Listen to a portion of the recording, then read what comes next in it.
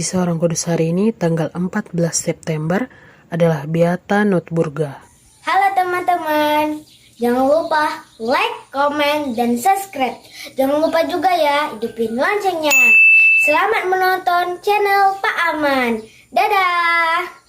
Notburga adalah seorang kudus yang berasal dari Austria. Ia lahir pada tahun 1265 di sebuah kota kecil, Rattenberg. Ia bekerja sebagai seorang pelayan dan seorang juru masak dalam rumah tangga Count Henry dari Rattenberg.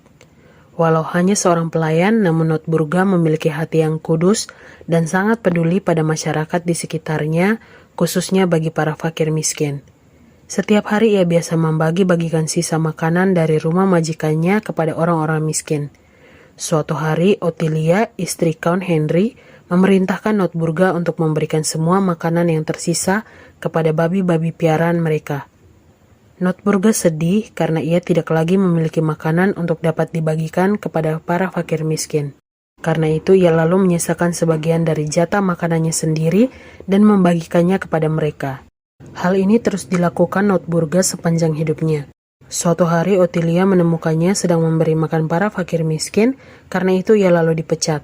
Namun setelah Ottilia meninggal, Count Henry memanggilnya kembali. Dan Notburga lalu menghabiskan sisa hidupnya sebagai pelayan di rumah Count Henry of Rattenberg.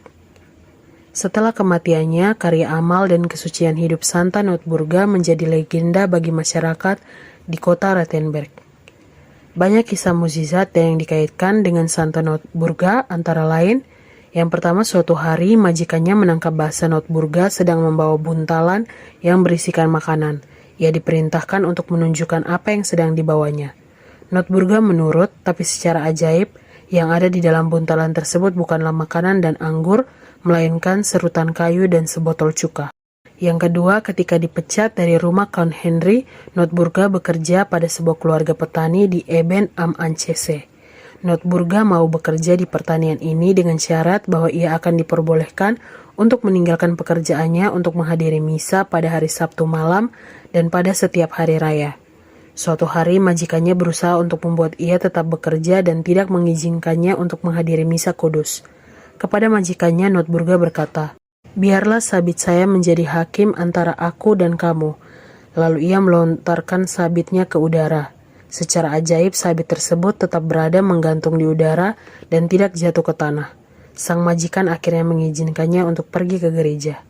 Yang ketiga, sesaat sebelum kematiannya, Notburga mengatakan kepada Count Henry untuk menempatkan mayatnya di sebuah gerobak yang ditarik oleh 2 ekor sapi dan menguburkannya dimanapun sapi akan berhenti sendiri.